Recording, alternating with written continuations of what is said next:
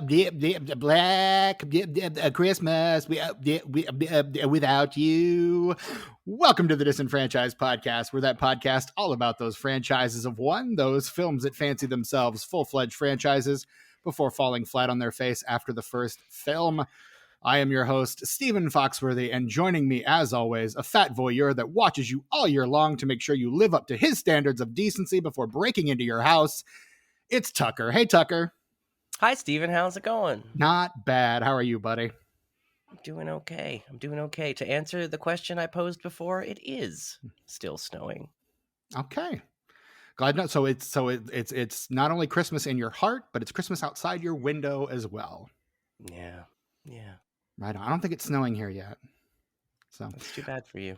Yeah. Unfortunately, Brett has been locked in the attic and we don't know where the key is. So at some point we'll get him down. But until then, we are joined by a very special guest. Very excited to have her on. Been wanting to have her on for a while.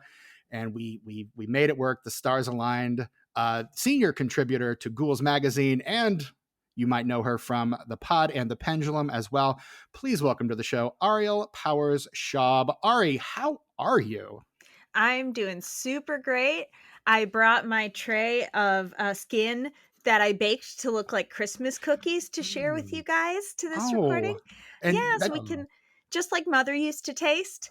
So we can Let's pour ourselves a nice big glass of milk and enjoy those while we wait for the police to arrive. Yes. Right on. And so continuing with our Blackest Christmas miniseries this month. Last week, you heard us talk about the original 1974 Black Christmas. And this week, as promised, we are here to talk about the first remake from 2006. It's Black Christmas, sometimes rendered Black Xmas, starring Katie Cassidy, Michelle Trachtenberg, Mary Elizabeth Winstead, Lacey Chabert, Kristen Cloak, Andrea Martin, Crystal Lowe, Oliver Hudson, Karen Conoval, and directed by Glenn Morgan, who also wrote the script. What a cast! What a picture! Seriously, what a cast! Also, what a Final Destination crossover! Yes. Yeah. Tucker was having himself a Final Destination moment as he was watching this one today. I did. I was like, hey, it's that teacher gal. I know that lady. And she is the wife of director Glenn Morgan. Leaving her coffee on the computer monitor. Rookie move. Who does that? That is. And Mary Elizabeth Winstead is in Final Destination 3, and so is young K. Crystal Lowe. She's one of the Ashleys in the tanning bed. Yep. So, yeah. Yeah. The cast on this one is like, this is like a veritable who's who of like early 2000s, like young starlets in this movie. Like Party of Fives, Lacey Chabert is in there. I'm sorry, Lost in Spaces, Lacey Chabert. I'm sorry, Family Guys, Lacey. I'm sorry, Hallmark movie mainstay Lacey Chabert is in there. Like, you've got Buffy's Michelle Trachtenberg. I'm sorry, Harriet the Spy's Michelle Trachtenberg. Like just an absolute banger stat cast, and then of course the great Andrea Martin. We stan a legend in Andrea Martin. God, I love her so much. She's great. And of all the people to pull from the original cast, I'm so glad it was Andrea Martin.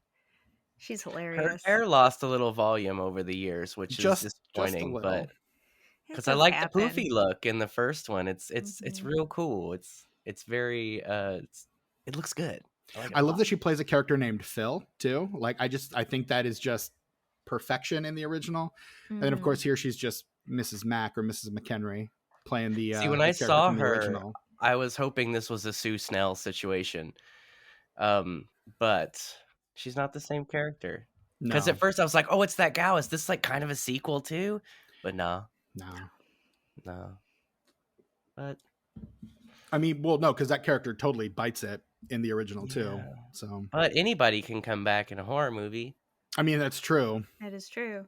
That's kind of what makes horror movies special. Horror movies and comic books. That's it. Nobody's really dead. Except Uncle Ben. And the Fast and the Furious franchise as well. Very true. Yes. How many times they brought back Michelle Rodriguez in that one? Jeez Louise. That's my comic book series. You know what? I have not seen the last two, but I need to get caught up. I thought about doing it a couple weeks ago, and I was like, I'm not in the mood for that right now. Let's watch a documentary about horrible people doing terrible things. I don't know why that's my go-to, but it is. It is for a lot of people. Those docos make a lot of money, or like get a lot of viewers. So that's why they keep pumping them out, because people sick depraved people like me keep watching them. But we are here to talk about Black Christmas 2006. Now, Ari, when I floated in the Pod and Pendulum group chat, hey, anyone want to come on for a Black Christmas movie? I just was thinking everyone would jump in on the first one. Nobody really wanted the first one, but you immediately jumped in with Ooh, Me, 2006. And I thought, why on earth would Ari pick the 2006 one? And I got 2 minutes into this movie and I went, oh, okay. No, I get it. Yeah, you guys know 2000s horror. It's my wheelhouse. It's my vacation home. It's my pool house. It's my rental property. It's my boathouse. The 2000s is where I live, in the nasty mucky muck with the edgelords. So John Kramer with the backwards hat is your pool boy. Oh yeah, I mean, I should be so lucky, right? Yeah, I think this movie is so much fun. I love the original, and I like the 2019 version too. But I think not. First of all, a lot of people haven't seen the 2006 version, and I also think it deserves, more people should like it, is my hope. So I'm like, okay, if I talk about this movie, maybe I'll find more people who like it with me. And that's really part of the reason why we talk about this stuff. Sometimes we really like it, and sometimes we're like, tell us why this is good. And sometimes we love it and we're like, please someone find this and tell me I'm not wrong. Right. And sometimes we all disagree with each other and we end up having a knockdown drag out. I don't think that's going to happen here. Not that I think Tucker and I are as in love with this one as you are, but like, I think we all respect and love each other enough to come to a consensus. But yeah, I mean, I will be very honest with you. The torture gore stuff is not my thing. That's fine. Not my wheelhouse usually. Like when you co-hosted the Collector series with Mike on Pod and Pendulum, I was listening to those episodes without seeing those movies, and about halfway through the first episode, I go, oh, okay, so this is just not for me. This is just a franchise that's just not for me then. Okay, I know that now, and I can move on with my life knowing that the Collector, not a franchise for me. That's okay. But then you are on the Saw franchise, a franchise I was fully out on. I was like, there's no way that I'm ever going to engage with the Saw franchise. And just the way that you and Mike were talking about it and the guests that you had on, I was like, fuck, I'm going to have to watch all the Saw movies. And I did. Yes. And I have you to thank for that. And I'm not going to say it's like my favorite franchise ever, like our absent co-host Brett Wright would. Brett, come down from the attic, buddy. But he loves that franchise. Yeah. And so, which is why I'm really bummed that we can't find the key to the attic, because I know he would love to probably just geek out with you about that for a little while. But maybe he'll crawl down the walls later. We can hope. Yeah. We can really hope. Maybe punch through the wall too. But yeah, no, so yeah, but I mean, I watched all of those movies and saw X in theaters again, based on the strength of you guys talking about. So knowing that this is kind of your wheelhouse, again, 2 minutes into this movie, I'm like, everything has become clear to me now. I absolutely know why Ari wanted to talk about this one. Yeah. I saw this one so let's talk about, like, in terms of Black Christmas, when did you first engage with the franchise? When did you see this one in particular? Like, what's your history with all of it? Yeah, my history with the Black Christmas films is relatively short.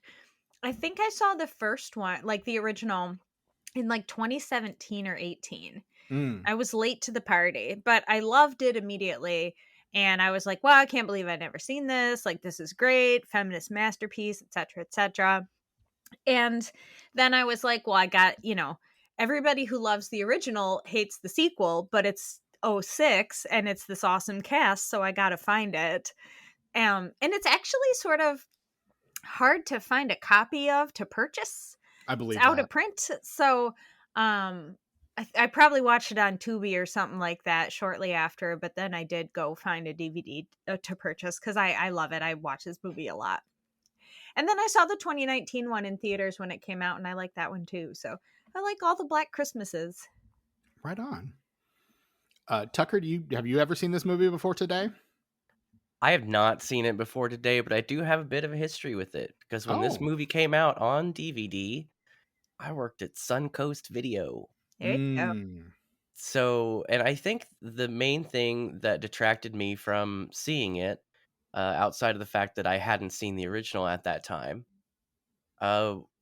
was that the box art on the DVD is just not appealing. It doesn't make me want to watch whatever's inside. Is that the one with the close-up of the face wrapped in it's Christmas just in lights? the lights, and yeah, it's just really boring. And like, to me, I'm not saying that it's poorly done. Like, good job, graphic artist who did that. Like, I'm glad you got paid, but it's just not appealing to me. And so I never really gave it a second thought. If I hadn't worked at Suncoast and seen that so many times, it probably would have never entered my mind between now and then. But because that was one of the movies that came out then, and we had just like so many copies of it, right? That cover kind of stuck in my mind. But no, I hadn't. Well, I hadn't even watched the original until yesterday. You know, right. And you're welcome for that journey. Too. This month is a journey for me. And I'm gonna predict it. You haven't seen the 2019 one either that we're gonna watch next week. So not, but I'm the most excited about it because it has the lowest rating. Yeah, I won't do that soapbox. We're here to talk about 2006. Yep. Look, if you want to, after we're done, if you want to record a separate thing, like a separate piece, we can drop it into the next week episode. It's fine. Just saying, you guys, you'll see why the rating is low and why that's undeserved. I feel confident.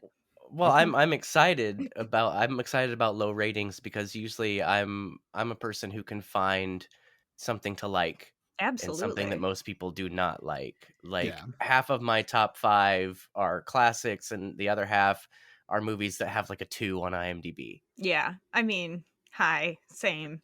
Yeah. You are kindred. It's fine. I watched this one for the first time. Like I mentioned last week, I just watched, like most people trapped in the house during 2020, just watched a lot of movies. And decided I was going to try to watch 25 Christmas movies in between December 1st and December 25th. And a lot of those were horror movies. Better Watch Out, I watched for the first time. Rare Exports, I watched for the first time. Ooh, that's a good one. That's a wild one, man. That one's that's wild. Fun. I need to rewatch that one because I was kind of like, I do. What? Like the whole time I was just like, huh? But I watched all 3 Black Christmases during that time because they were all streaming on one service or another. So I caught them all, and I really loved the first one and didn't so much care for the remake. So I'm glad I'm getting a chance to kind of re-reckon with the remakes a little bit. And yeah, so I watched this at the time, and I rewatched it today, and man, it's brutal. This movie is brutal. Yeah, man. A lot of eyeball stuff. And that's so 2 things. One, like, eye trauma is one of the things that just makes me cringe the most. And there's so much of it in this movie. Like, everyone's eyes get ripped out at some point or another, which leads me to my second question. Do you think that's an oblique Bob Clark reference to A Christmas Story? Whoa. You'll shoot your eyes out and everyone's eyes get ripped out in one way or another? Well, because eyeballs weren't part of the original. That wasn't even a thing in the original. Not at all. Well, so the most you see of Billy in the original is his eye through, like, you see that several times. And so I thought that's what they were doing. But you'll shoot your eye out. That's a good shout. I didn't think of that. That occurred to me yesterday. When I made the connection between the original Black Christmas and A Christmas Story, and I kind of sat on it, and I'm like, I'm gonna pull this out later. It's a tool that'll be useful to us. The eyeball, you're gonna pull the eyeball out later, and I'm gonna eat it. I was gonna say you gotta chomp it. I'm gonna chomp. Somebody lied to me, man. I don't know if it's this movie or if it's Evil Dead 2, but like, when you pull out an eyeball, is there really that much like behind it? Because like in Evil Dead 2, when they pop the eyeball out and it goes flying across the room into Homegirl's mouth, into Bobby Joe, into her mouth, like, it's a really short little stem on it, right? Like, about like that. And I'm probably exaggerating, but in this movie at the end, like, he's pulling that eyeball up, like he's like a so magician much. pulling a scarf out of their mouth. Yes. Right. Well, and you think about the eyegasm scene in Hostel, That's a normal sentence to say. And we know what you're talking about. I actually don't. I've never seen Hostel, but yeah. Okay, the I stem is very long. Listeners, write in, tell us if you pulled an eyeball out, how long would the eye stem be? We'd love to know. Do you have a medical degree? And if so, we'd like to hear from you. disenfranchedpod@gmail.com or disenfranchedpod on most social media platforms. Let us know. Because I want to know. I want to know who's right and who's wrong. Because to me, though I was digging it, it seemed a bit excessive. Nah, a movie from 2006, a bit excessive. I don't believe just it. Keeps going. It's like really from here to the floor. He's planning to scale the building with just the eyeball string. Like I would say, where does that attach? Like down in your toe somewhere? Somewhere, yeah. Wraps around a few times. Listen, I sure couldn't tell you. No, I have no idea. I wouldn't even know where to start. Black Christmas 2006, 2026. It's not even a year yet, Stephen. Black Christmas 2006. Greetings from the future. Future events like they remake it in the future. Again. On the Patreon episode we just recorded, we did do some time travel, so we did, and we're back. Hey, we made it. What a long, strange trip it's been. This film is one of a string of 2000s era, starting in 2003 with Marcus Nispel's Texas Chainsaw Massacre. Just a long string of remakes of classic horror films. Some well-known, some not. And I think this movie could have potentially helped other people find the original Black Christmas, which has kind of always been this cult object in most people's memory. But for the fact that the marketing team kind of fucked this movie over, really, in a couple different ways. We can get into that later if you'd like.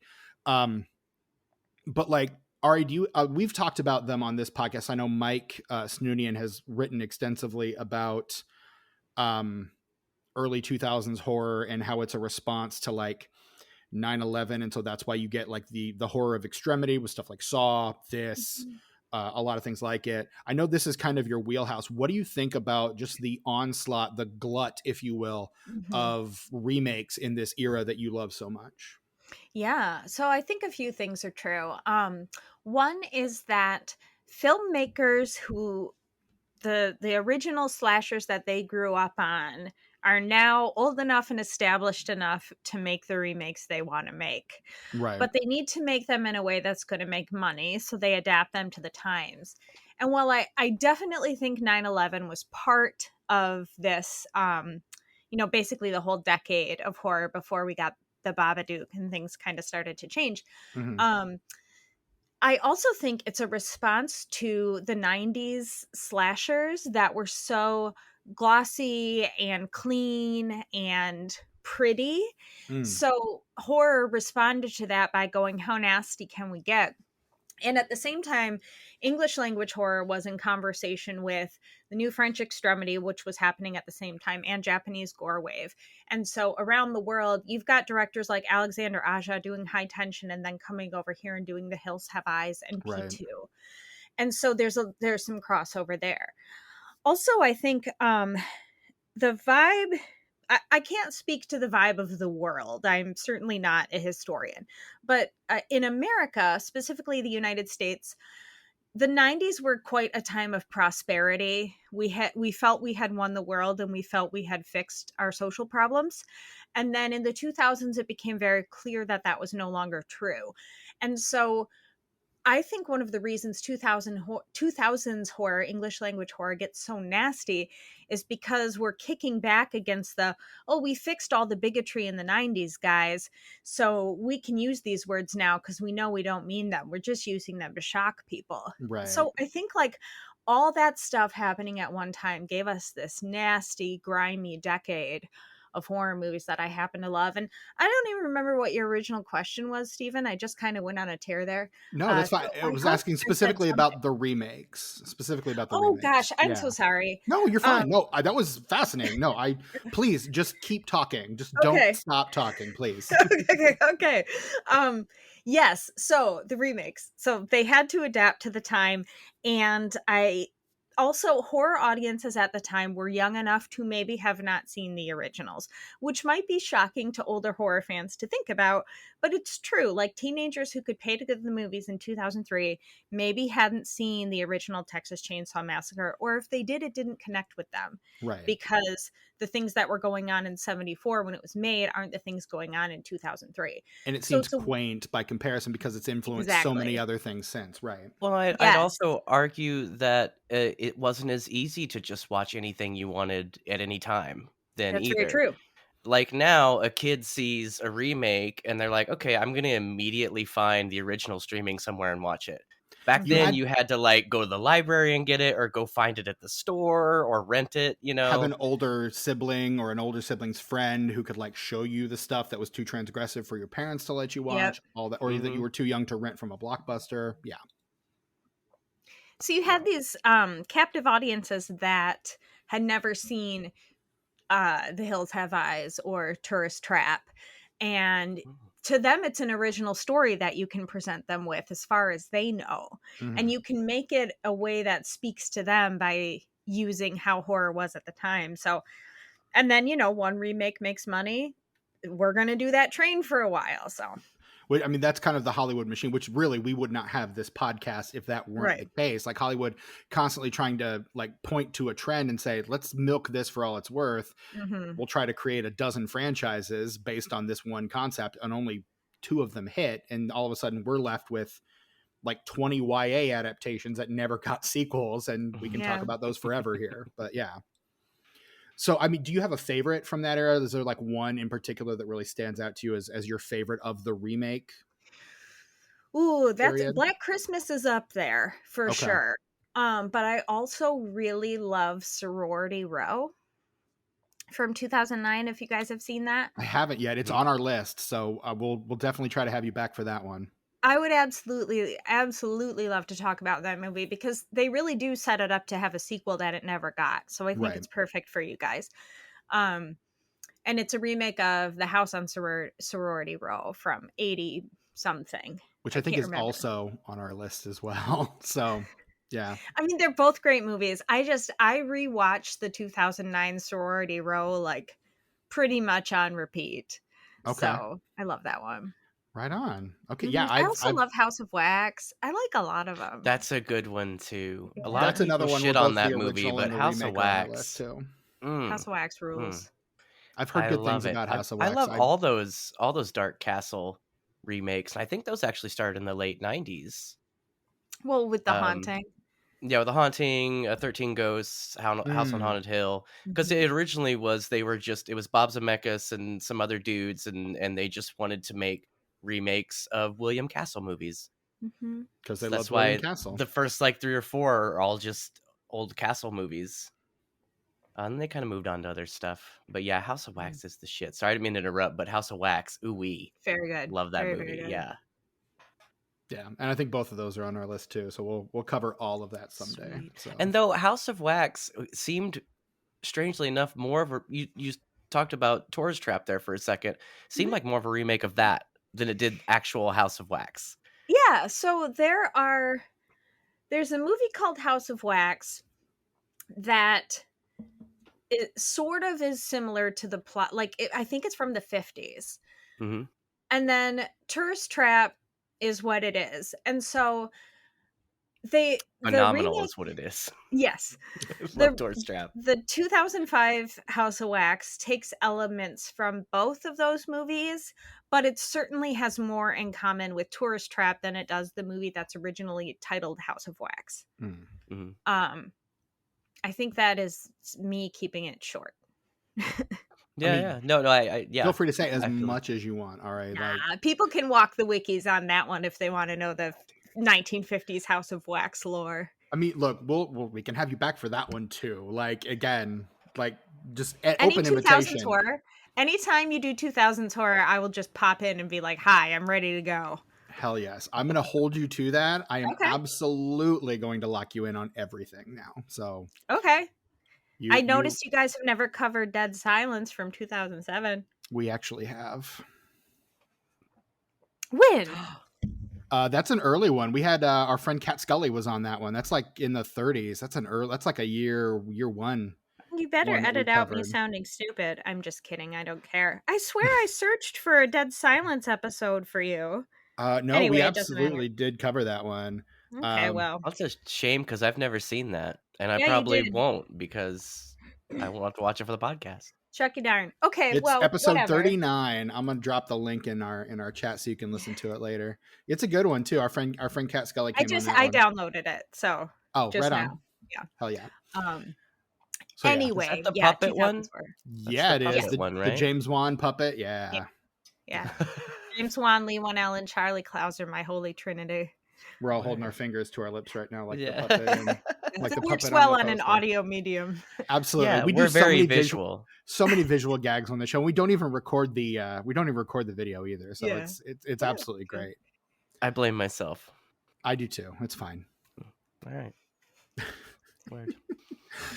So we've been going for about 26 minutes on this episode now. So I think now is as good a time as any to just dig into the plot of this movie with a little segment we call Plot in 60 Seconds. For those of you just listening, because Ari's on the show, first of all, I don't blame you, but welcome.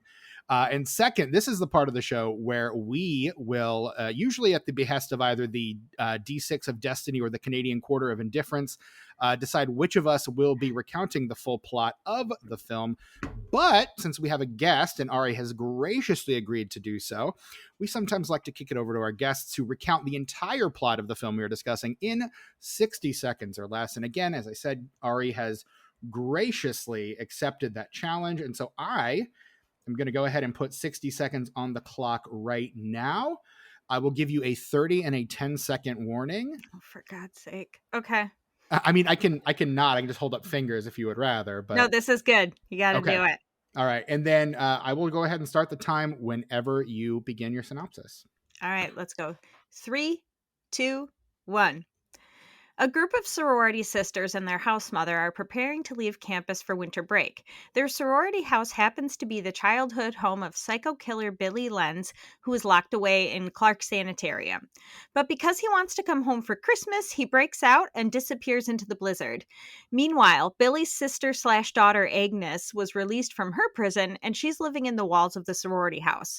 As the sisters are exchanging gifts, they start dying one by one in a gruesome fashion, lots of eyeball gore. Our final girl, Kelly, kills both Billy and Agnes in the final showdown at the hospital. Time. Oh, wow. You got like 25 seconds to spare. That is amazing. I mean, it's a slasher. So it's kind of like, you know. Half the plot is the kills. Right. Really. Wow. Yeah. It's just how gory can we get with this thing? Mm-hmm. No, absolutely. Well done. Phenomenally done. Thank you. Great job, Ari.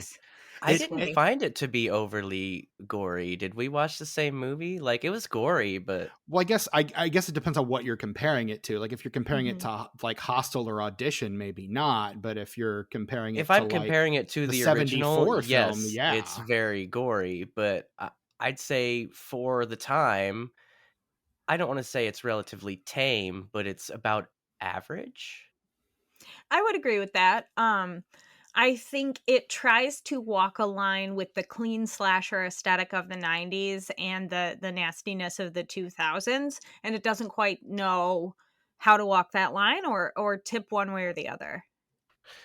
I think the fact that they also kind of try really hard to stick with just like the interpersonal drama from the original as well. I don't know, maybe that makes me not think of it as gory because there are some gory parts, but like there's a lot of stuff in between, well, until the end where everybody just one after another.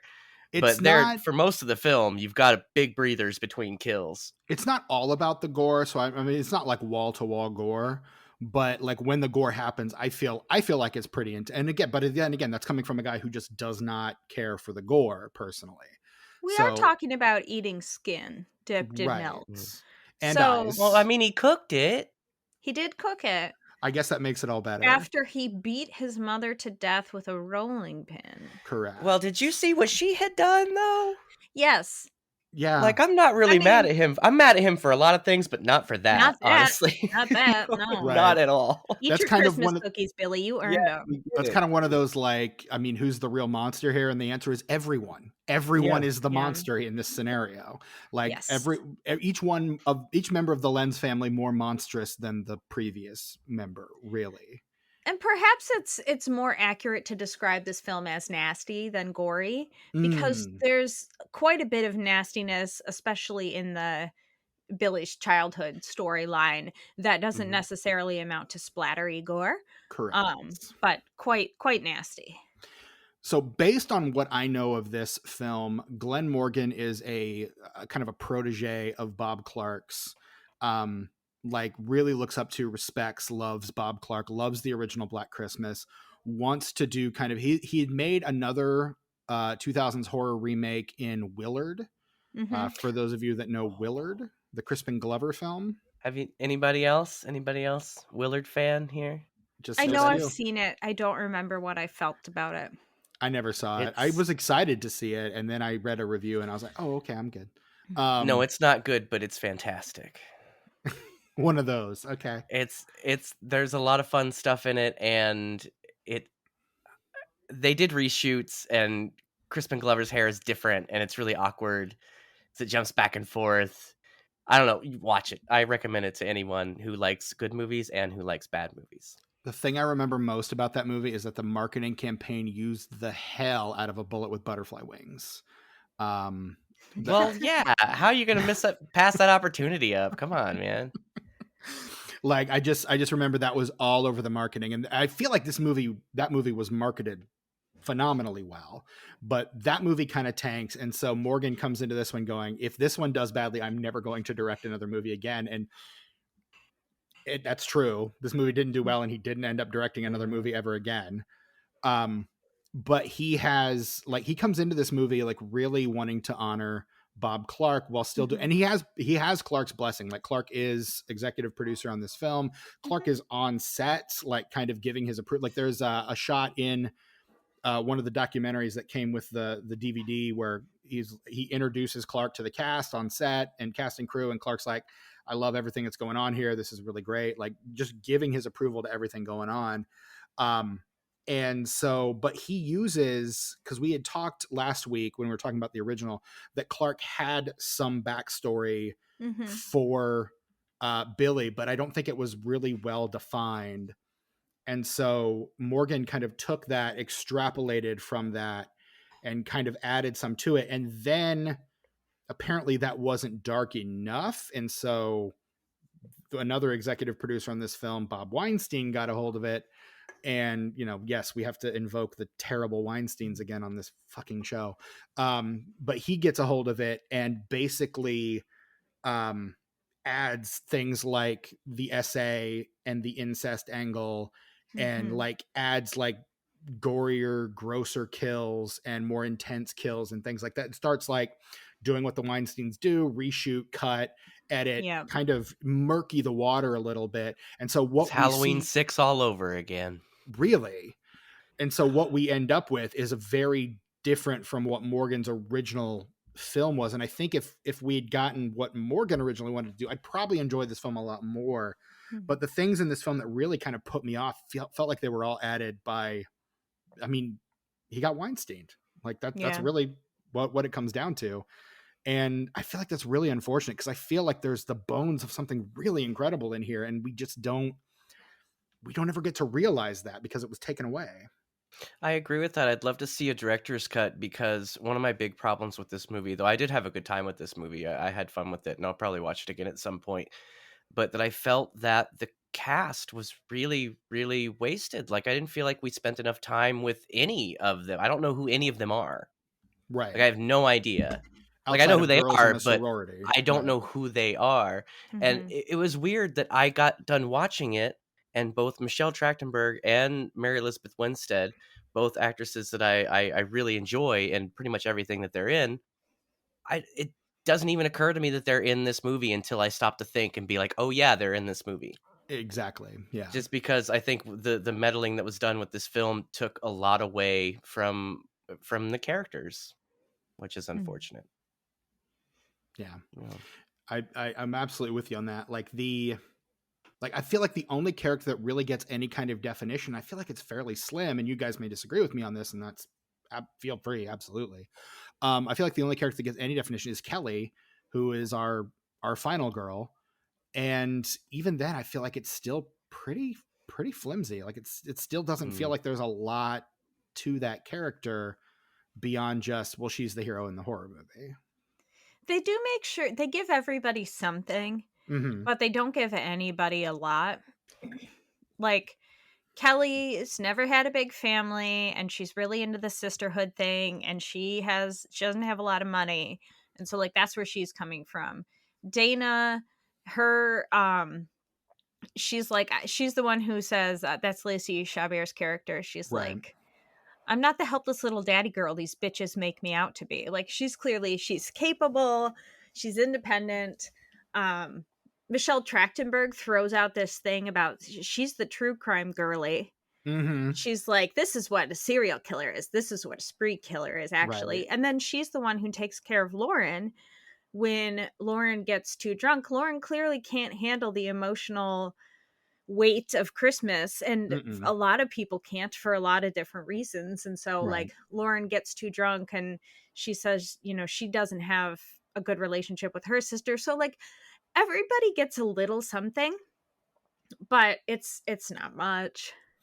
And that's and I feel like you can't help but compare a remake to the original. Like it's almost made for the point of comparison. But like compared to the original, where all of these characters, even with very little screen time, feel fairly fleshed out, like with maybe one or two exceptions, but like, who, like Jess has an entire story arc from start to beginning in that film.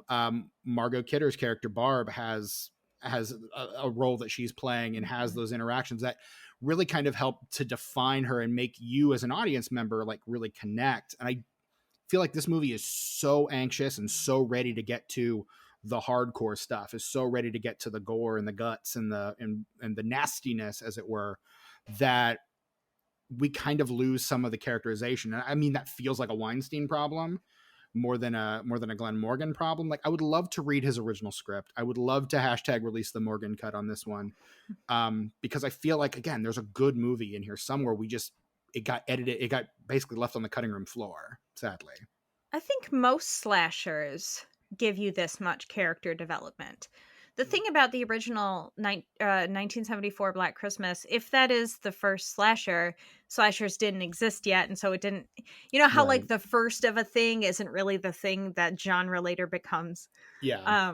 So I feel like it's not just a Black Christmas 2006 thing. It's like a whole generation of slashers where like, here's a bunch of people, you don't really need to get to know them because they're here to be killed. Whereas in Black Christmas, it wasn't all about the kills yet. And there aren't that many on-screen deaths in the original. Right.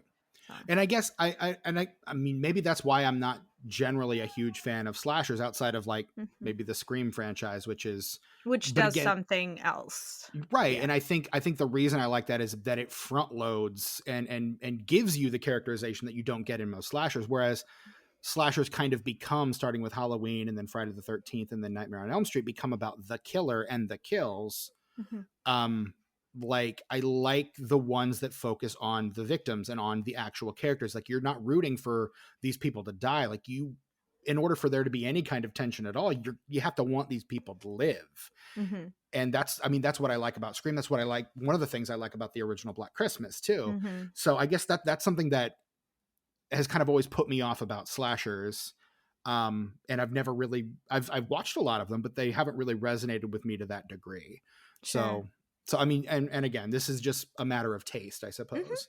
But for me, that's kind of where I tend to come to the table on these. Well, I think both the original and this one, they make the killer, well, I guess in this one they make him a little more sympathetic. Well, more sympathetic, but it's not really someone you want to root for. So you do kind of expect, like, you get all the backstory on the killers. Like, you get all that backstory, which it's cool to have that, I guess. Like, almost a third of this movie is backstory on the killers. Like, is the lore that Brett was so desperately craving from the original, which is, again, why get out of the attic. Well, and that's what kind of throws me off about this one is I can't help but compare it to the original. And the original is written almost like a stage play because it's very dialogue driven. Like Right. you could do the original as a stage play very easily. I kind of want to do that very now, easily. But this one is much more concerned with flashbacks and kills and setups and stuff, which is great. Like I enjoy that about it, but at the same time, it's kind of a bad thing too, because when you're comparing it to the original, you just don't get as much meat and potatoes with the gals. You know, you don't get as much of a really anything with them outside of they exist and they have a few characteristics and we're gonna watch them die. Yeah, and I mean, like Ari was saying, that feels very much indebted to the slashers that would come after. And I mean, Bob Clark didn't even consider Black Christmas a slasher. He's like, no, it's psychological horror, and he's right, but he provides the very bare bones framework of what the slasher would become by virtue of the fact that he's putting these pieces together in a way that hadn't really been done to that degree before, in a way that a lot of people would see and want to emulate, and then the bones that he puts there morph into the house of the slasher, as it were, and those tropes that kind of carry out from there. So I absolutely agree with you, Steven. Something I did really like about this movie, though, I really liked the phone stuff in this one, where like, because in the original it's regular telephone stuff. In this one you have primitive cell phones, but cell phones, and like you can tell who's calling, like he's calling from this person's phone, that person's phone. I really liked that because it kind of added a little bit of where's this person, where are they. I enjoyed that aspect of it quite a bit. Because how in 2006 do you achieve the calls are coming from inside the house and make it scary? Exactly. And but they do it. They, like, you know, I know this person is dead, but I'm receiving a call from them. That's terrifying. Absolutely. Like I've seen this person's dead body, but here's the call. And I also love how everyone has a Christmas customized ringtone in this movie. Everyone's got the Christmas ringtone. And that was true at the time too. Yeah. Like I remember picking out different ringtones. Now I keep my phone on silent all the time, but like back in the day, you did have ringtones. And T9 texting. Oh my God, yes. T9 texting. I loved, she does the text and it's literally capital U @ $? And I'm like, yes, because if you have to press 20 buttons just to get that, that's all you're typing.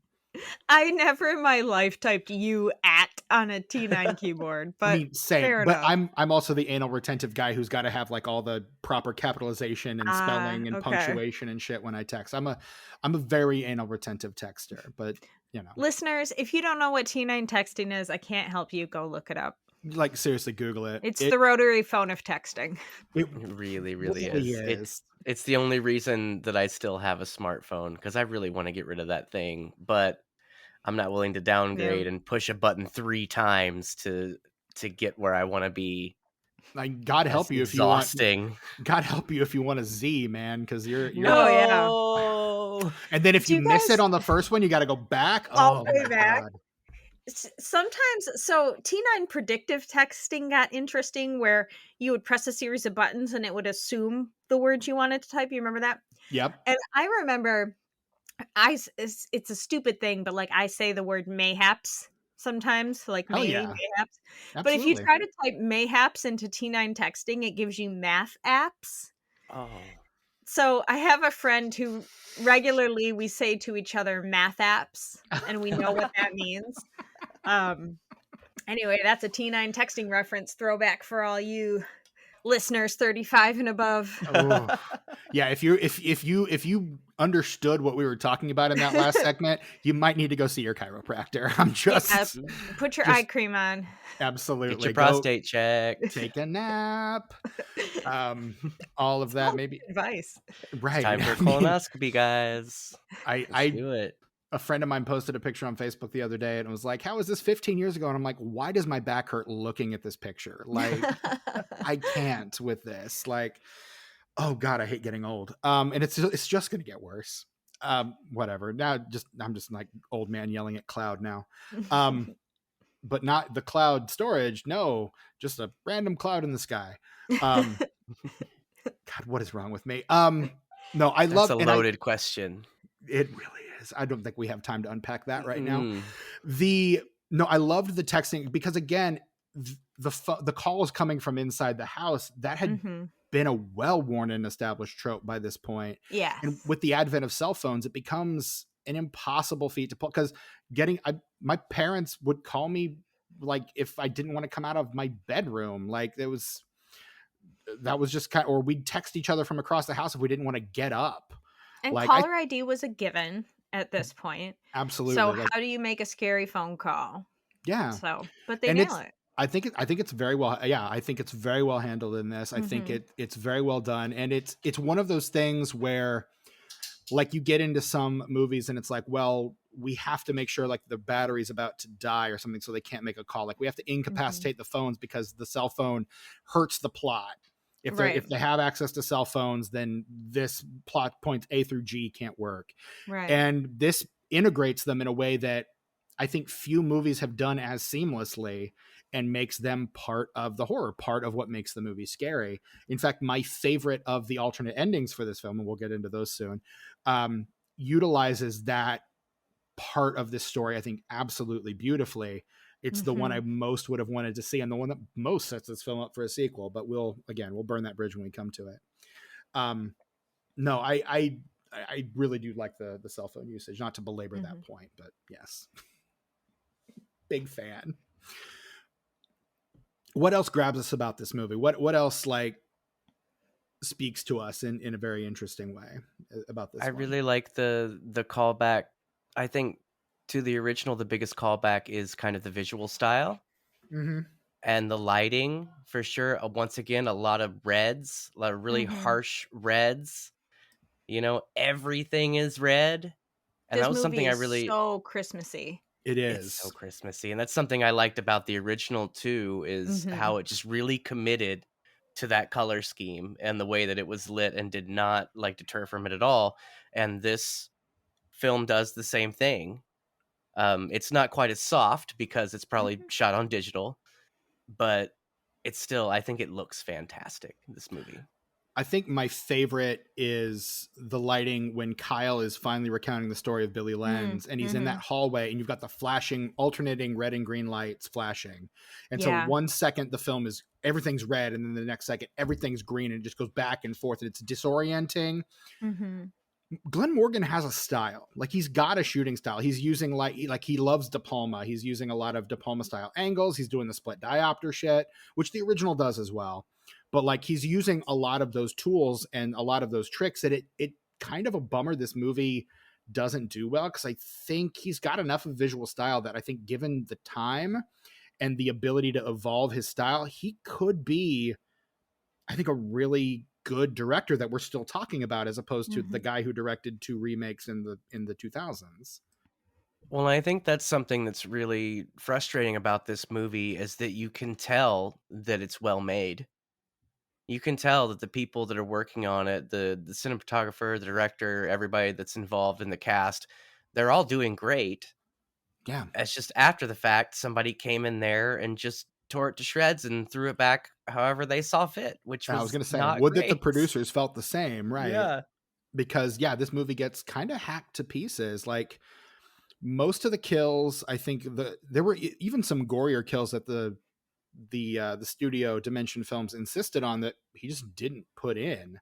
Like the original death for Melissa involved her getting her face covered with a plastic bag, her eye ripped out and eaten, and then being dragged downstairs by her eye socket, by her empty eye socket while she's still alive and screaming. Yeah.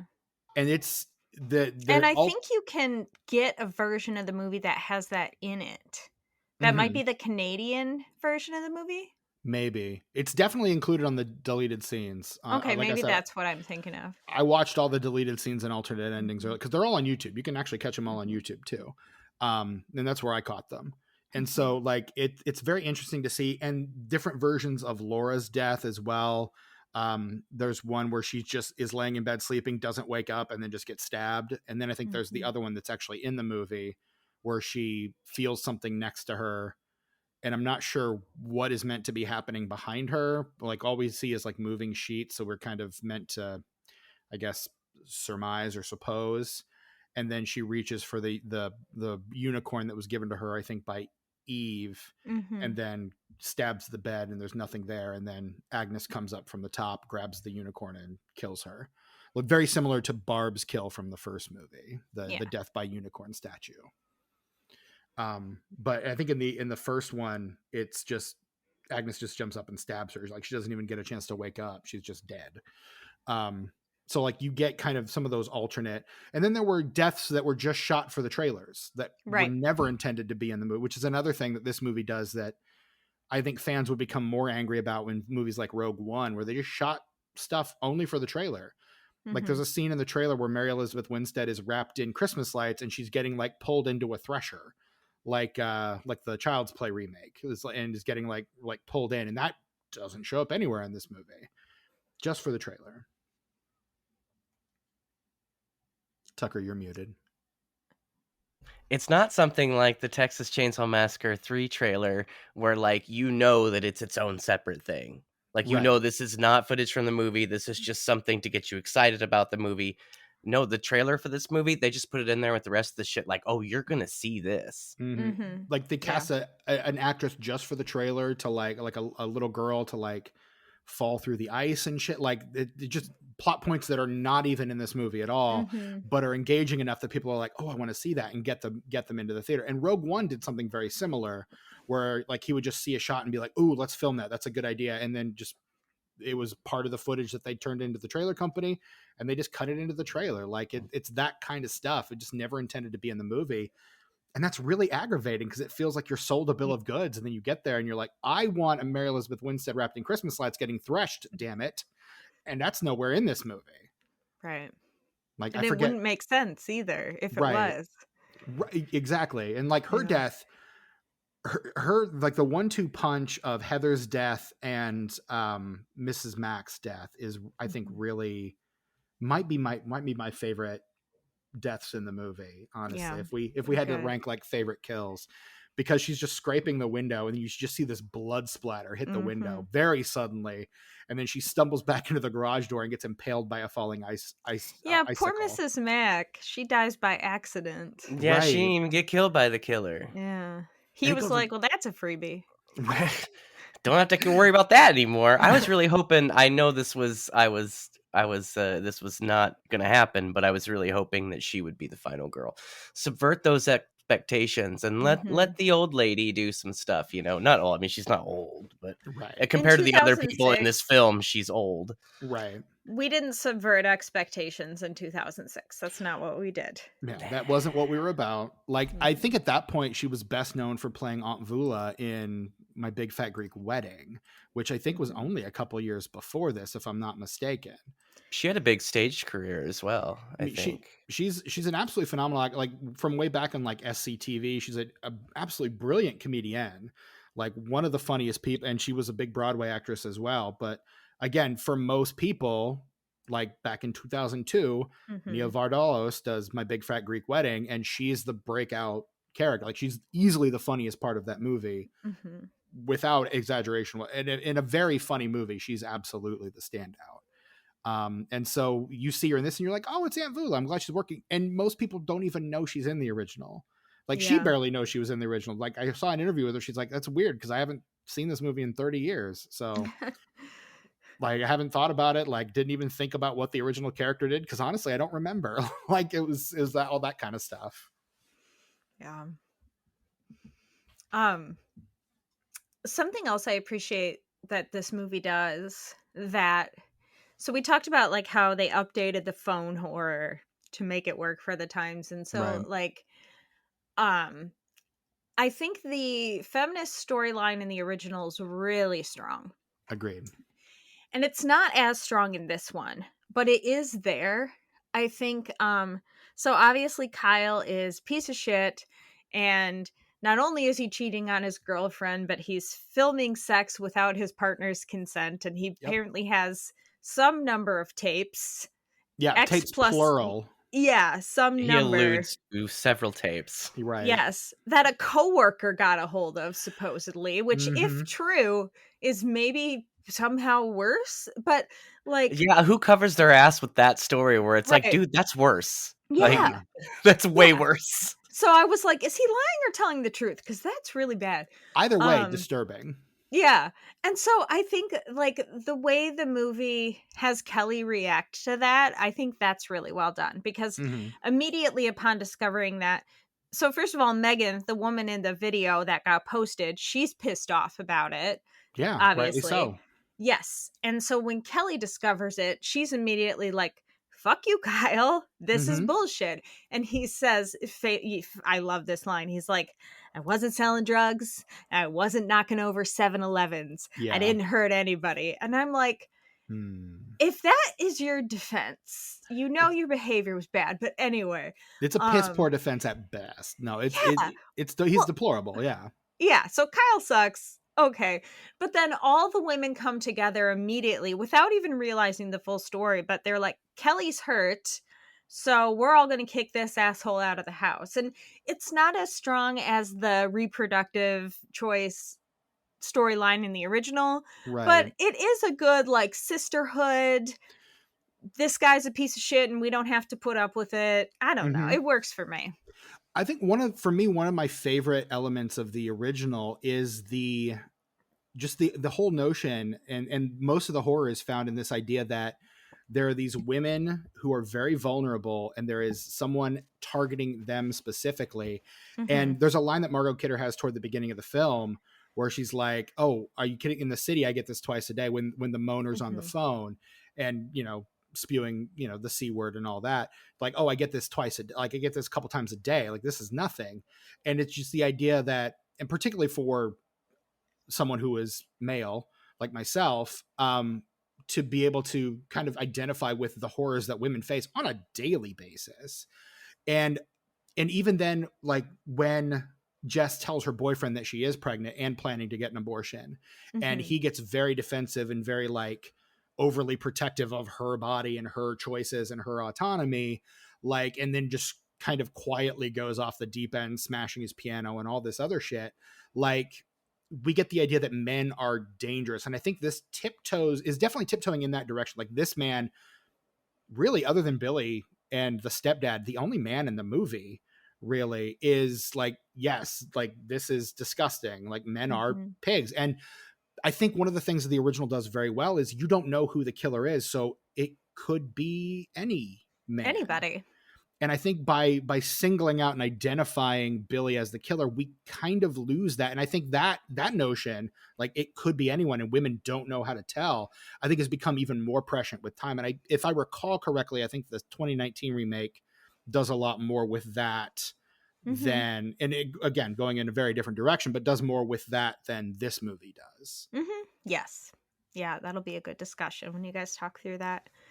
And it's like, yes, in the Black Christmas 2006, like the men are shit, but also Billy's mom is maybe the worst. She is. Oh, unequivocally. Yeah, absolutely the worst.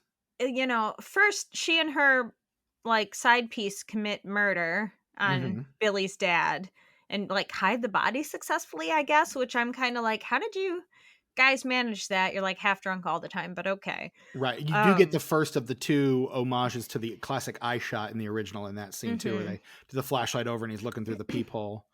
Yes. And then you get it again in the Crystal Low shower scene, the Yankee Crystal Low shower scene. So, which I mean, of course you'd get it there, but yeah. It's a good one though. It is. Yeah. So she commits murder and then she rapes her son. And then she's absolutely horrible. Although I did laugh when she answers the phone and she's like, Merry Christmas. Hey, Merry Christmas. That's fantastic. That I like. I might do that this year. Please. Just answer the phone aggressively saying Merry Christmas for no reason. God, I hope you do that. I might do it. You must. No, his mom is absolutely deplorable. Like in the grand tradition of like terrible horror moms, like Mrs. Voorhees, like that's kind of, again, a trope in and of itself that this movie is kind of borrowing. Yes. And again, to what degree that was Bob. I do know in the original film a couple of things. Agnes was initially supposed to be his half sister and not his daughter sister. Again, that's how I know that was a Bob Weinstein decision. But secondly, Agnes was supposed to be the only killer in the original script, and that's right. Yes, we get the double punch then because Bob Weinstein demanded that we bring Billy back into the picture, which I think does kind of neuter it in a way, and gives him neon yellow skin. Yeah. Yes. I don't know if you've seen jaundice in an actual person, but it does not look like that. No, sure doesn't. Doesn't look like the guy from Sin City.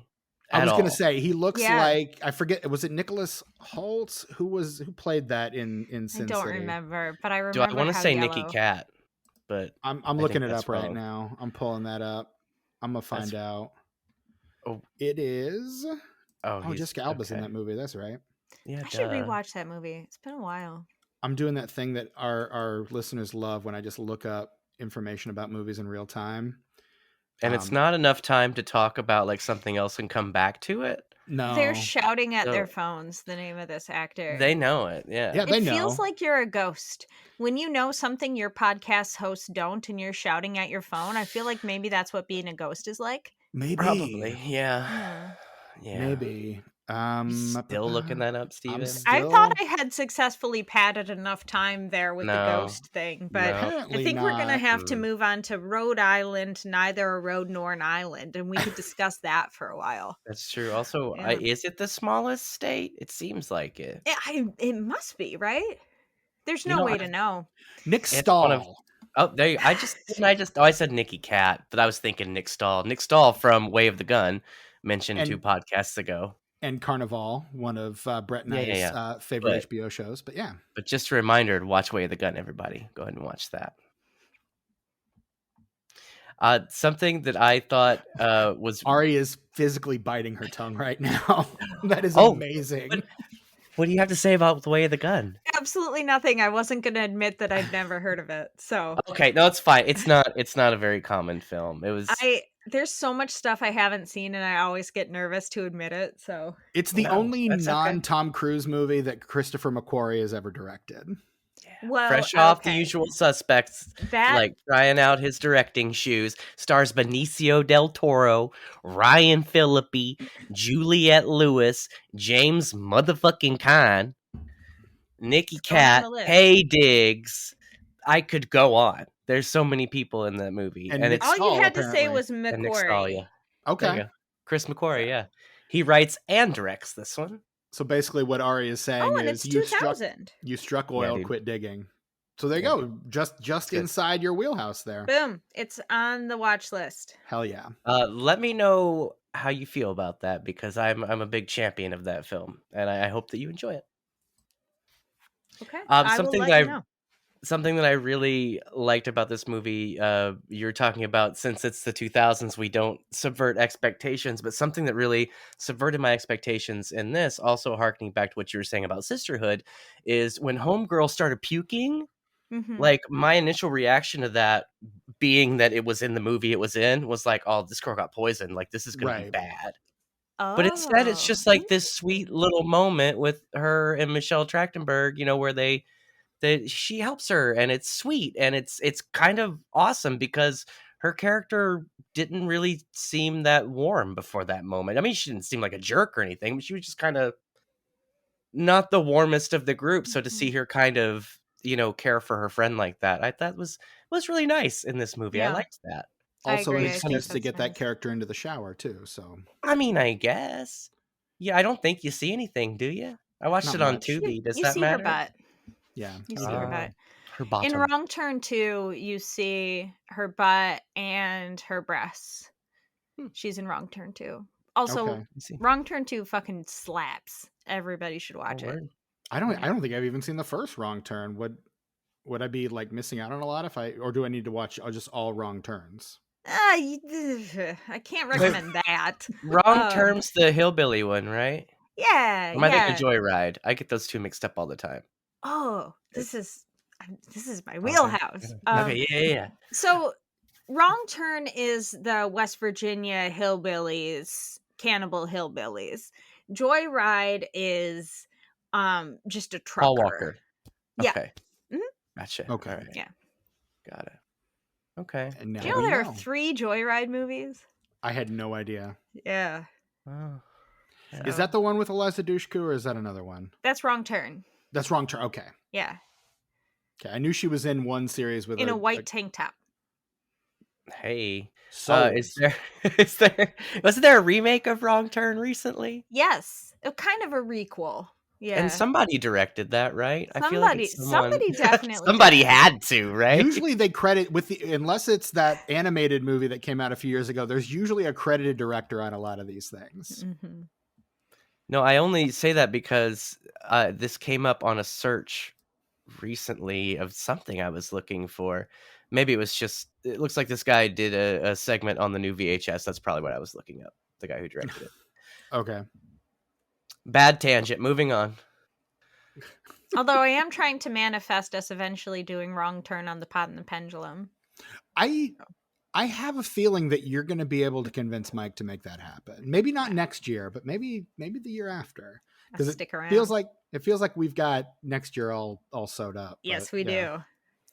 I'm just excited we're finally going to be doing Exorcist, honestly, because I've been pushing Mike for that since I got brought on. That's your favorite. It's the religious angle, but also I'm a huge fan of Billy Friedkin. Mm-hmm. And so like, I want to talk about all the demon possession religious stuff, but then I also just want to like dig into, like, I have within reaching distance of my microphone right now, my copy of the Friedkin Connection, just because I love Billy Friedkin, like one of my favorite directors, R.I.P. gone too soon. Like, I want to hear you and Brian talk about The Exorcist specifically. I also want that to happen. And I finally, like, it's going to take another year, but I feel like we're going to get there. We finally manifested it. Yeah. So yeah, coming soon to a Pod and Pendulum near you. Not this podcast. We're talking about a completely different podcast now, but yeah. No, I think, like I said, if anyone can convince Mike to do that, Ari, it's you. Well, one day. I mean, you did convince him to do the 1-2 punch of Collector and Saw in a year. So yeah, I don't know. There must have been a gas leak in his house. I don't know how he let that slip through. He has that much respect for you, Ari, is what it is. Because I remember no one tell him the truth. I remember a day when Mike said, "I don't think we'll ever do Saw on this podcast," and you made it happen. Never say never. Now, if you can convince him to do Hellraiser, I think that would be the big. If we hit 50 patrons, we're doing Hellraiser. Oh, yep. If we get Bloodlines? 50, all the Hellraiser franchise. If we get 50 Pod and the Pendulum patrons, we're putting Hellraiser on the wheel. Okay, what are we up to now? Nice. I don't know. Okay, that's a great question. I may have to bite the bullet and become a Pod and Pendulum patron then. Uh-oh. Yeah, watch out for that. I don't know if you guys want this on your show. Feel, of course, edit whatever you want. I'm cutting all this out. Okay. Yeah. No, JK, this is what we do. Tucker wants to edit it as little as possible. So yeah. That's fair. Yeah. You're just making me sound lazy, Steven. That's not very nice. No, in front of company, Steven? It sucks. Editing a podcast sucks. Shout out. I mean, I don't have my own podcast, and one of the reasons is because I don't want to do the editing. So I just show up on other people's. I get it. There you go. I get it. But you are a consummate podcast guest, Ari. I will say that. That's very nice. Like, of you to this say. I have enjoyed every podcast I have ever been a part of with you. So and this really nice. This has been no exception. So like I said, consummate podcast. Of course, you're not really a guest on Pod and Pendulum. You're part of the panel. You're one of the regular rotations. I'm a squatter. So. I have squatters' rights. You and me both. But yeah. Like, we're just part of the team that Mike drafted. Like, Mike's just like, who are my all-stars? And then just starts pulling people up out of the minor leagues. And don't know how I snuck in, but don't tell him the truth. Nah, we all know why you're there. Like, you gave like the best info dump on 2000s horror earlier, and it, like, I loved it. I loved every second of it. Are you kidding me? You're phenomenal. Well, stop complimenting me or I'm going to melt into a puddle right here. And then we won't have a guest, Stephen. Oh, shoot. And it will be your fault. I'm Midwestern. I can't take a compliment. No, I mean, we are a trio of Midwesterners because Tucker and I are both from Indiana. So no, we there you go. 100% get it. Yep. And we're going to do the long Midwestern goodbye, I'm sure, after this podcast episode is over. That's how it goes. It's not over till we say, welp, I suppose. And slap your knees. Yep, slap your knees as you stand up. Well, I suppose I should be getting along. Yeah. So yeah, I mean, look, Black Christmas 2006. We've all got some feelings on it. What else do we have to say about it? Last call for Black Christmas 2006 thoughts. Where are we starting? What do you mean? Where are we starting? Let's say who you're going to start with, and then we could go around. No, just okay. Open call. Let's go. Let's see. We need a little more direction than that, Stephen. I'll start. So I know one of the things some people who are fans of the original don't like about the 2006 version is the backstory and the lore about Billy, because they say it makes him less scary. And I get that. If what you like about the original Black Christmas is that we don't know a lot about the killer and that's very scary, I could totally get that. I love the original too. And I also love getting this. I mean, it's an exposition dump at the beginning that doesn't make any sense. Right. And it sort of is like Halloween Resurrection, where they're doing it in a hallway at a hospital. Right. But I just find it sort of cozy and enjoyable. And I like the timeline jumps and the telling of the different stories as we go.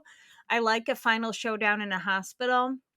I love any story about wall people.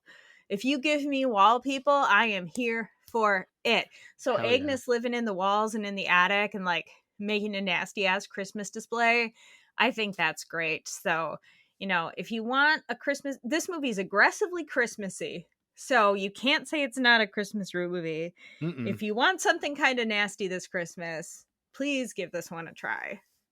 Yeah. No, I would absolutely echo that sentiment. Like it is all of those things. Like it is the nastiest Christmas movie maybe ever. And it earns that title. It earns that distinction. Absolutely. But yeah, I don't know. I think the thing that keeps me from like really digging into this one is just the nastiness of it, honestly. Yeah. Like, and that's fair. That's not my aesthetic. Like even like the, and I know that I know that that's very much your aesthetic. And I know on this one, you and I don't necessarily see eye to eye, but we don't have to. That's okay. Yeah. We got that love and respect for each other that we don't have to agree on everything.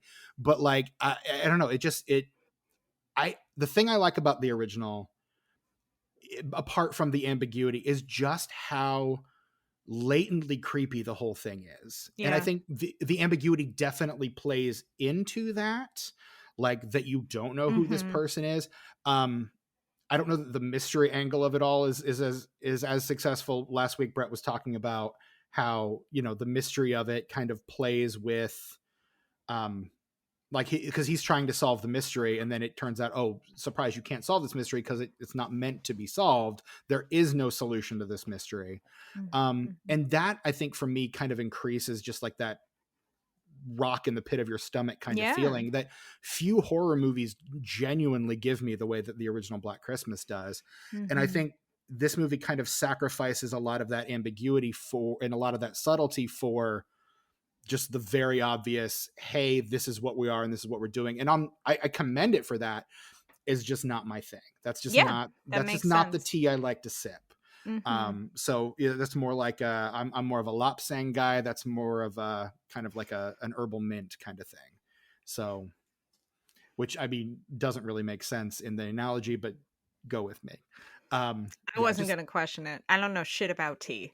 So Lapsang's like a very smoky kind of tea. So it would be the kind of tea most people would find off-putting, but me, the kind of weirdo that I am, the kind of flavors that I love. Is it peaty like Scotch? Yes. Oh, I'm gonna have to write this down. I would like it. I got my mom got me like a couple cocktail kits for my birthday this past year, and one of them was called a smokehouse lemonade, and you take this little packet and you pour it into half of a bottle of bourbon and just kind of let it sit there, and then you pour out the tea leaves and everything, and one of the main ingredients was lapsang, and it had this very smoky, almost peaty kind of flavor that it lent to the the bourbon, and I really liked it a lot. Oh my god, I want that immediately.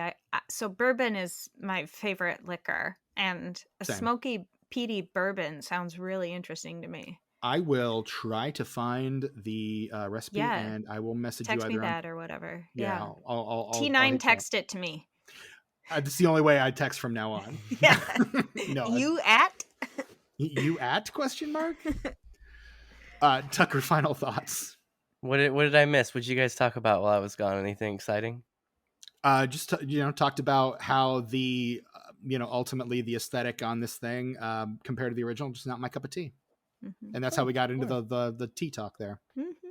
Okay, all right. I had mixed feelings about this movie because like a lot like Book of Shadows, which we mentioned I think on the Patreon episode, or maybe it was on this episode. It all blurs together. No, it was definitely the Patreon episode. Or was it? It anyway, was. Okay, all right. 2 against 1. I guess we'll find out in the edit. I guess we will. Maybe. I look forward to getting that I was wrong text later. That's what I say. I'm going to put it in this episode. He's going to drop it in this episode so it becomes true. Here's the thing. If that didn't require a lot of like cross-cutting and stuff, I wouldn't put it past him. But since it's going to require a lot more editing work, I don't know that he'll do it. Now he's going to do it just to spite me. Look at that face. Okay. He's going to do it just to spite me now. No, Steven, I'm just going to let you do the editing from now on since you think it's so easy, dude. Since you think it's so easy. No, I've edited a couple episodes for you when you weren't able to, if you recall. Yeah, I guess so. Conveniently forgotten that. Okay, I suppose so. I guess. Like I say about a Book of Shadows, that you can see a lot of potential in this movie, especially in the first 2 acts. I think it really shows you what kind of movie it's trying to be and what it's trying to do. And then the 3rd act, even though some of it is fun, like I did like how over the top some of the stuff was, but it just kind of, it really, what's the word I'm looking for? It kind of betrays the rest of the film in a way. And I think for this one, it's disappointing because I kind of liked what it seemed like they were trying to do, as opposed to what we got. Though I still had a good time with it. It's still like I'm still on the positive side of indifferent for this film. Yeah. No. I forgot to talk alternate endings. I meant to do. Yeah, tell me about all that stuff. So there are like, I think at least 3, maybe 4 alternate endings. My favorite is the second one, which is the shortest one, and it ends immediately after the sister, Claire's sister, played by Kristen Cloak, opens the watch from her sister, and like they're having kind of an emotional moment, and Kelly's phone starts to ring, and she reaches for it, goes, "Oh, that's probably my parents," and then you see the caller ID, and it's Kyle's phone number, which tells you that the killers are still alive, they're still out there. And then you kind of zoom out of the window, and it's very reminiscent of the original film. It's got that ambiguity, sets you up for a potential sequel, like all that stuff that you would normally see. And then so that's my favorite of the endings. Just, it's short, sweet, it gets out, it kind of leaves you with that oh no kind of feeling. All the other ones like are kind of variations on this one. Like a couple of them, Billy gets like very badly burned, gets taken to the hospital. In one of them, the sister is asked to identify Agnes's body, and when she gets down to the morgue, it's her sister's body. It's like someone's put Claire's body in there, and they were like, "Oh well, this wasn't like that. Where's the body that was actually in this bag?" And then you cut back, and we get the scene with Agnes and Kelly as it plays out in the original film. And then I think in the third one, it's almost exactly the same, except you get the burned Billy actually dying on the table. Like, so there's like slight variations on the original. With this one, of course, obviously Billy comes back and gets impaled by a Christmas tree, but this is a slasher movie. He can brush that off. No problem. Come back for the next movie. Like that's kind of what these movies do. Like Michael Myers laying dead on the ground and then you cut away and then he's gone. So, you know, that kind of stuff happens with these all the time. So, but yeah, kind of some different endings that they kind of toyed with. I prefer the really short one that kind of leaves you with that, again, kind of ringing fun. And it's Dance of the Sugar Plum Fairies, which is itself kind of this very eerie, ethereal. Creepy. Yeah. Yeah. It's not quite as like, it's not Tubular Bells quite, but it's mm-hmm. right in, it's in that wheelhouse a little bit. Yeah, the kind of mm-hmm. Tchaikovsky kind of, yeah. So like, I don't know, like, how do we feel about the ending as it exists? What do we do we think one of those other alternate endings plays a little better? Like, I've given my thought on it. What do you guys think of those? All right, we'll start with you. I think the way it plays out in the like final version where our final girl kills, I believe it's the sister who kills Agnes with the defibrillator, and then no, that's Kelly. It's Kelly. Okay. Because Agnes snaps sister's neck. Yes, that's right. That's right. So our final girl killing the killers is much more like the slashers we know when we get to the year 2006. Mm-hmm. So I think if you hadn't seen the original 1974, you would be really surprised and maybe unhappy with that ending of the phones ringing and we just zoom out. I think fans of the 74 version maybe would have really liked that, but I think maybe they were playing to their audience in 2006. That makes sense. I don't feel super strongly about it either way. Okay. Yeah. Right on. Tucker, thoughts? I think the ending that is in the film, I kind of love it and hate it equally, because I think it goes on too long. I don't think it's necessary. Like I said, I think it kind of betrays a lot of the rest of the film, but at the same time, it is kind of cool. Like, I can't take that away from them, because like you get to that hospital and about 30 seconds after you get there, you're like, yeah, this shit is not over. Yeah. Like, we're gonna do some shit. And like, you kind of get excited about it. Like, I was at the same time, I was like, oh fuck, we're doing this, but also, oh fuck, we're doing this, you know? Right. Like, and right, Agnes gets both killed, at the same time. Gets the Emma Roberts and Scream 4 death with the defibrillator to the head. And if I did think of that when I saw that, but if I can talk about Agnes for just a second, the actor that plays Agnes as an adult is a man. Mm-hmm. And it was very confusing. It wasn't even the first reveal, because I thought that was just Billy. Yeah. With long hair. Right. And that's when I texted you guys all confused. I was like, wait, Billy's a woman now? Wait, what's happening? I was so confused when like they laid all that out. I don't know if I wasn't paying attention well enough. And I don't really understand their choice in having a man play Agnes, because it's very clearly a man. Tucker, don't you know that masculine women are terrifying? I guess, but but that's not a masculine woman, though. That's a straight up man. I know. And lots of horror movies do that, where if they want a woman to be terrifying, they cast a man. Right. And I think that can be quite problematic.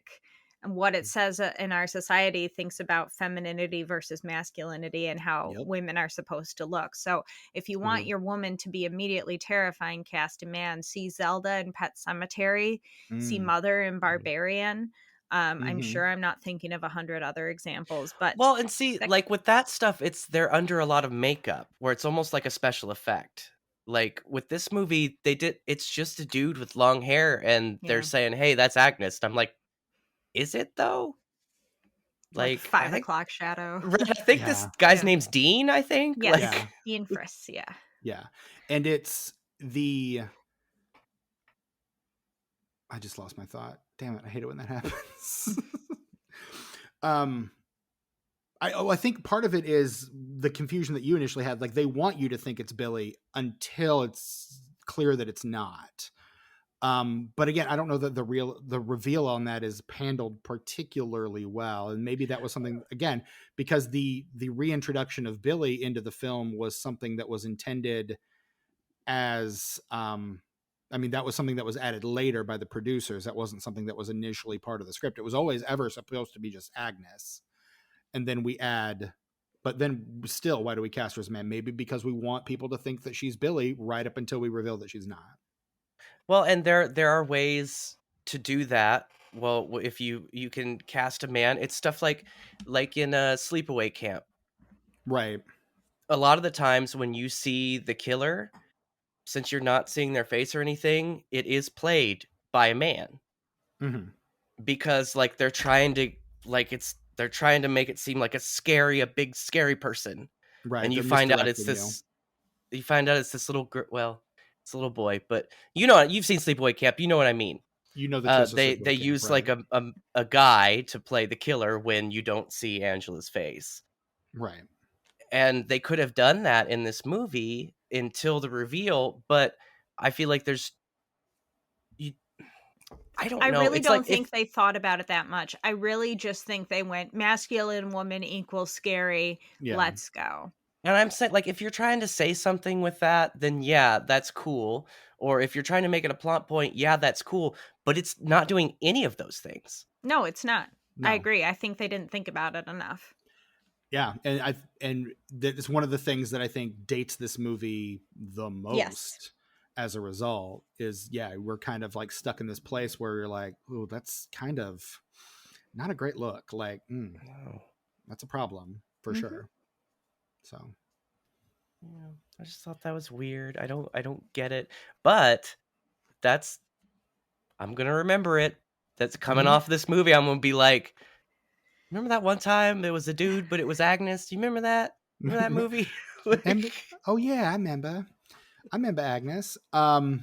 This movie, much to the consternation of religious people everywhere, came out on Christmas Day, 2006. And boy, howdy, did Christians think that was not okay. Because how dare you celebrate the birth of Jesus by releasing a scary movie? Something that had clearly, apparently never been done in the history of anything ever.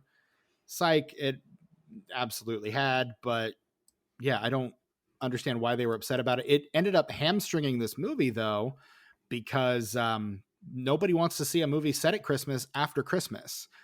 So you basically get like a day or two when this movie is going to make a lot of money and then not much. And the box office absolutely reflects that. This movie opens on December 25th. As of the weekend of the 29th, it is opening at 13th place in the box office. It earns, over the course of that weekend, that post-Christmas weekend, it earns about 3.7 million. Over the course of the previous days, it earns about 10.9. So by the end of its initial weekend, it's earned 10.9 million. And then by the end of its theatrical run, it's earned 16.2 million. So it multiplies not at all. Like, it is like this movie kind of, its box office run kind of ages like milk, which is to say not at all. It makes about almost twice as much of that just in DVD sales alone. So it does not do very well. No real international numbers to speak of on this one. Opening at number one, or not opening, like this is the highest rated new movie that came out this weekend, but at number one is more family friendly fare, a little film called Night at the Museum. What if we went to the museum at night? In second place, the Slap King himself, Will Smith, in The Pursuit of Happiness, at number two, up from number three the week before. In third place, opening wide for the first time, is Dreamgirls, Paramount's big attempt at an Oscar play that year, and Eddie Murphy, a really good Eddie Murphy performance. Yeah, Jennifer Hudson's Oscar-winning role, absolutely. In fourth place, the remake of Charlotte's Web, with Dakota Fanning and a bunch of famous people as the animals.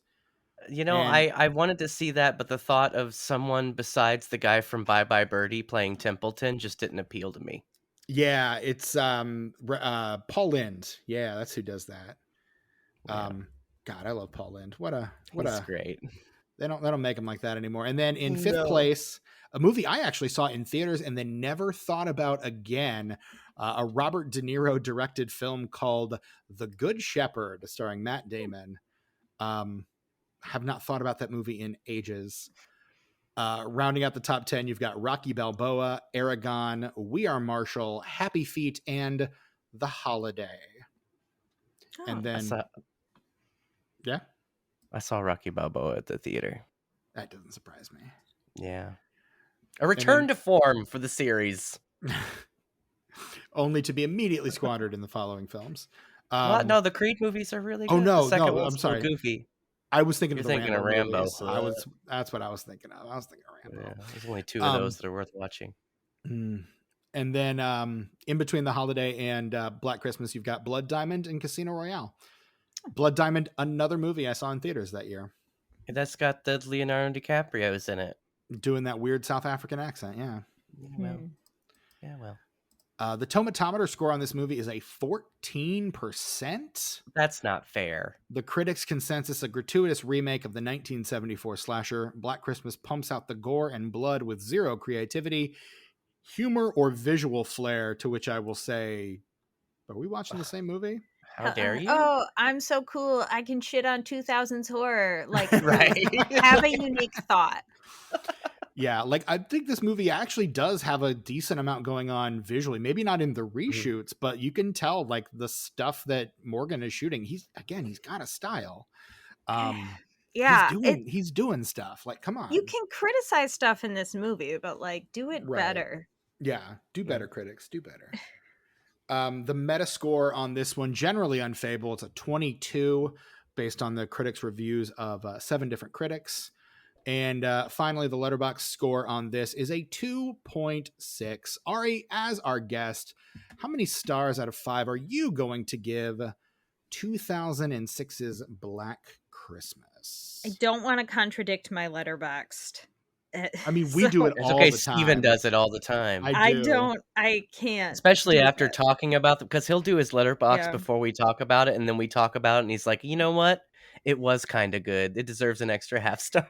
Yeah, Brett will do that too. We do that on the show all the time, so don't sweat it. If it's different. This is one of my most logged movies on Letterboxd. Like, it's always like one of my most watched. All right. And I give it 3.5. Okay. I think it's pretty good. I stand by that. Right on. Tucker, what about you? I am going to give it a 2.75 because, like I say, I am on the positive side of indifferent on this one. There's some stuff that I really liked. There was some stuff that I really didn't. It's probably not going to be something that's going to be put in my regular rotation, but it might pass by my eyes again at some point. I could see that happening. So 2.75. Right on. It's a 2 for me, but given the kind of my general feeling about this kind of movie, I don't think that should be too surprising. It did go up from my last watch, which was I think a 1.5. So it did appreciate a little bit in this rewatch, but I don't know that it would appreciate much higher than that. Like I said, there's some stuff in here that is definitely not the worst movie I've ever seen.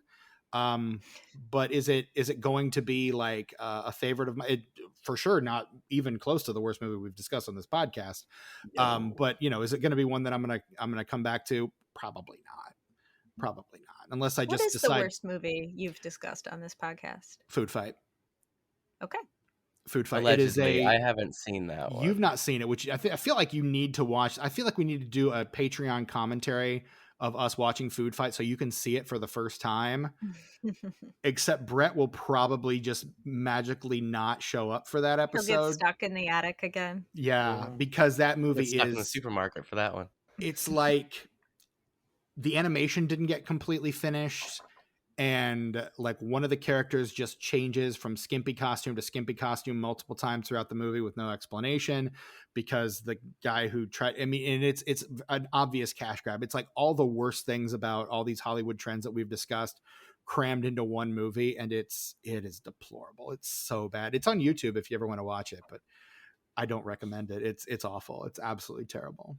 My vote is a tie between the Transformers movie, the animated one, and the Alvin and the Chipmunks movie. I was going to say, I knew the Chipmunk Adventure was going to be there for Those you. Just garbage. You didn't show up for that episode out of protest. I refused to talk about it. It was so bad. You did. Well, because a lot of the stuff just made me uncomfortable, and I knew if I talked about it for an hour and a half, I was just going to have a bad time. So it's a very uncomfortable movie. It is. Very upsetting. I will not. And they don't think it is when they were making it. Like, this is great. Yeah. And here we are in 2023, like, Oh no. Yeah, and it's one of those, like, we had guests on for that episode, and like it was our friend Bex and Hope from High on Cartoons. It's a movie that Bex grew up with, and they absolutely love the movie. And so they're like, I can't defend any of this. Mm-hmm. They're saying like everything you guys are saying is right. Hits all the nostalgia buttons for me. Yeah. And sometimes it just is that way. That's fair. And they were very honest, like, can't defend it. By the way, we are recording this on our friend Hope Lickner's birthday. Happy birthday, Hope. Happy birthday, Hope. And that I think is our episode on 2006's Black Christmas. Ariel Powers-Schaub, thank you for slumming it with us today. It has been an absolute delight. I'm always slumming it. It's literally, Ari, anytime at all. Like I said, consummate podcast guest. Our doors are open to you. If you come up with a movie that you're like, hey, I want to talk about it, just drop me a line. Just be like, hey, did you know X was supposed to get a sequel, or have you guys covered this yet? And if we haven't, you're on the list. So sorority row, put me down. You think I'm joking? You're on the list, and I'm going to try to figure out a way to do that within the next year. Okay. But I love your work. Other people, and I think after listening to this, other people will want to seek out your work as well if they don't already know you from the Pod and the Pendulum. I'm gonna be real honest. Most of our listeners probably come from Pod and the Pendulum, but if if for some reason they're not listening to the Pod and the Pendulum, hey, they should be. But tell us where we can find you. What are your socials? Where can we find your work? Like, tell us about what you got going on. You can find me in the walls of your house, lurking, waiting, eating eyeballs. You do love those wall people, though. I do love wall people. And you can find me on socials all across the board at Ari_Hellraiser. I'll have links to all my writing and podcasting there. Definitely check out Ghouls Magazine at ghoulsmagazine.com. It's a UK-based horror publication that looks at horror through the female perspective, and there's lots of free content there and some paid content as well. So definitely check that out and catch me in your walls. I get it, ghouls, because like girls, like boys and girls, boils and ghouls. That's fantastic. And our logo is like sort of, the stripper silhouette and girls. Mm-hmm. It's that, but it's ghouls, and she's holding a knife. It's very good. Nice. Love it. Nice. That's amazing. No, absolutely check out all of Ari's work, and again, in regular rotation on Pod and the Pendulum as well. Those episodes are always straight bangers. If you've not listened to the Saw series, I know I've talked about it on this podcast before, you're absolutely missing out. It's I think Mike would even attest, maybe some of the best episodes that Pod and Pendulum has ever put out. It was a really good team effort. I legitimately watched the Saw movies because of how great they made them sound, and because I needed to get on there to talk about at least one of those episodes. I was like, I've got to get in here. Like, I want to talk about this movie with these people because this is so much fun. And I did. So Saw 6. Yes. But yeah, absolutely. And that was the one where I cried. Yeah. The only time I've cried on a podcast. That one was wild, top to bottom. That was a wild one. But for reasons we can and cannot discuss, that one was wild. Yep. But yeah, so absolutely check that one out. It is such a pleasure, Ari. Oh, thanks for having me. Oh no, thanks for doing it. Really, like I'm always amazed when anyone wants to come on this podcast. And honestly, the fact that you stuck around after that, what are we watching? Aces. No, it's all good, all fun way to spend a Sunday for me. Right on. Awesome. Well, thank you again for joining us. We are the Disenfranchised Podcast. You can find us on Blue Sky, and we're not on Twitter. It's Blue Sky, Letterboxd, Instagram, and Facebook at Disenfranch Pod. Join our Patreon for $5 a month. You can get access to our weekly What Are We Watching? Ariel was on the most recent episode that dropped this past Sunday. You can find that plus like 29 other episodes, plus commentaries, plus episodes of shows that we record specifically for Patreon, like Oops All Video Game Corner, Oops All Christianity Corner, the Disenfranchised, Unenfranchised, all of that, like literal days of content behind the paywall for just $5 a month at patreon.com/disenfranchpod. Head on over there and join us. please and thank you. You can send us an email, disenfranchedpod@gmail.com. Additionally, while you're out surfing the internet, swing on by Apple Podcasts or Spotify. Leave us a nice, big, fat, juicy 5-star rating and review. Let everyone know that you love us and why you love us, and we'll love you for as long as we can.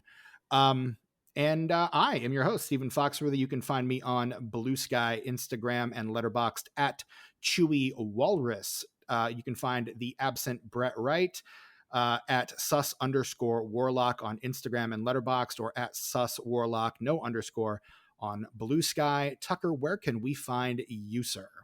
As always, you can find me on the Instagrams and the YouTubes at Ice909. That's ICENINE, the number 0 and the number 9. Also, of course, there's always Tuck Mugs on Instagram. That's a place people go sometimes to look at mugs. By the time this episode drops, there will be a new Tuck Mugs post. It's gonna have. That's a guarantee. That's a Tuck Mugs guarantee. The whole team's with me on this. Is this like coffee mugs? We got in a circle this morning and put all our hands in the middle, and we said Tuck Mugs on 3. 1, 2, 3. Everybody was there. All of our writers and social media curators. We're really pulling together as a team. Still, though, we need guest mugs. We need people to send in mugs. That's Tuck_mugs. Check out the format. Basically, you take a photo of a mug, and then you tell the origin story of the mug and what that mug means to you. And then you tell us what's in the mug. That's fun. I'm looking at it right now.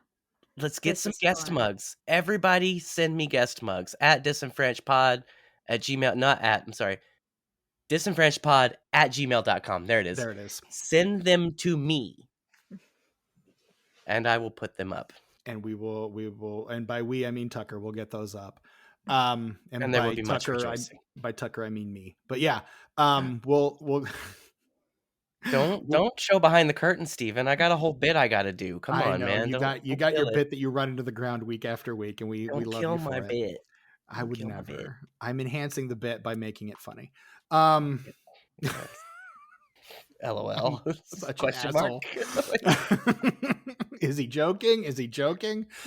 Anyway, that's the fun part. That has been our episode on Black Christmas. Join us next week for our discussion on the 2019 second remake, also aptly titled Black Christmas. I'm psyched. I'm psyched to see it. It's going to be a time. Again, this has been the Disenfranchised Podcast. I'm your host, Stephen Foxworthy. For my co-hosts, Tucker, the absent Brett Wright, and our very special guest, Ariel Powers-Schaub. Until next time, you'll be doing right with your Christmas white, but I'll have a black Christmas.